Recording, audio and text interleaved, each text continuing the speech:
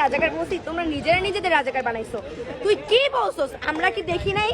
বলছস মুক্তিযোদ্ধার নাতিরা কোটা পাবে নাকি রাজাকার পাবে না? তো কি রাজাকারের নাতিরা কোটা পাবে? তুই দুইটা বৈষম্য তৈরি করছস, রাজাকার মুক্তিযোদ্ধা।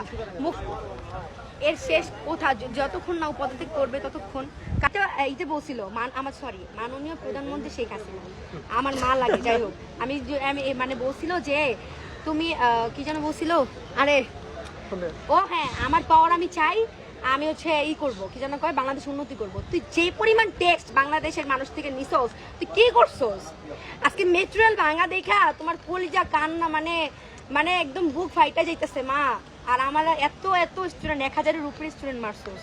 তোর র্যাবের একটা র্যাবের আমরাও মারি নাই, ছাত্র দলের স্টুডেন্ট ছিল না ওইগুলা, বিএনএস উত্তরায়, আমরাও মারি নাই কিন্তু র্যাবের লাস্টে গিয়ে আমরা বাঁচাইছি। আরেকটা ভিডিও আপনারা দেখছেন না, একটা পুলিশের মাথা ফাটাই দিয়েছিল কি কুশার ভিতরে জানি, পরে আমাদের স্টুডেন্ট নিয়ে বাঁচাইছে। আরেকটা ভিডিও আছে যে আমরাও প্রোটেস্ট করতেছি, পুলিশও প্রোটেস্ট করতেছে, ওইখানের ভিতরে সবাই তো হয়রান হয়ে যেতেছে, বিস্কুট খাইতেছে, পানি দিতেছে, সবাই কিন্তু আমার দিতেছে, পুলিশে কেউ দিতেছে না। আমাদের ভাইয়ারা কি করতেছে, ওদেরকে পানি দিচ্ছে, ওদেরকে। তারা কার পদত্যাগ চাচ্ছেন? আমরা সরকারের পদত্যাগ চাই। স্বৈরাচার বুঝেন, শেখ হাসিনার অনেক হয়েছে ভাই, অনেক দিন ধৈর্য ধরছি। ভাইয়ারা বলে যে আমাদের হল খুলতে দাও। আরে ভাই, তোদের হল খুলবে না তো, জানে হল খুললেই তো আরো স্টুডেন্ট বেড়ে যাবে।